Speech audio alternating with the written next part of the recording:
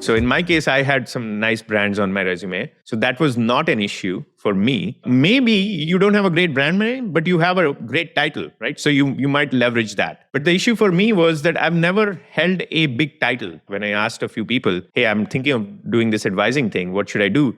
People rightly pointed out that, like, look, you haven't been CEO or you don't have the official CPO title on your resume. So maybe that's the next step you take. I don't believe in that. I actually bypassed all that. And I think most people should bypass those kind of like little steps. If you think you're going to be very good at it and if you're going to enjoy something, try to figure out a straight line path to get there. So that's the principle I want people to understand. Second thing I'll suggest is you must do a lot of this pro bono, because I want you to understand one thing. If you're going to do advising or coaching, the only thing I recommend fixating on is how do I get great at it? The way you get great at it is you get practice.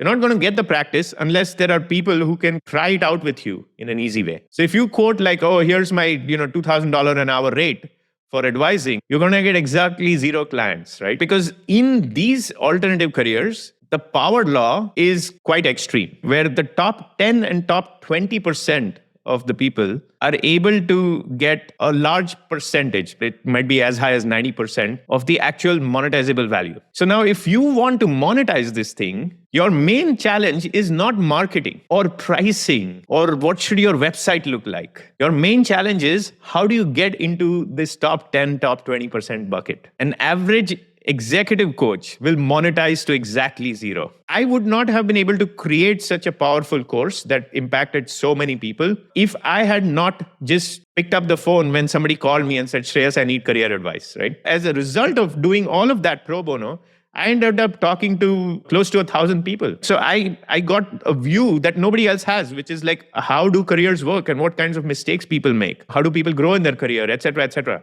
So you also have to be optimistic about how all of this will work out, right? If you are the kind who just does work this week and says, okay, how much did I earn from all this advising work at the end of this week? And if you earn 0, you get demoralized. You're not cut out for it. You have to play the long game here. What I wanted to share was not just for the advising question, but for any kind of alternate careers, even if it's like the career as a creator or a writer or creating your own Substack or whatever else, the same principles apply.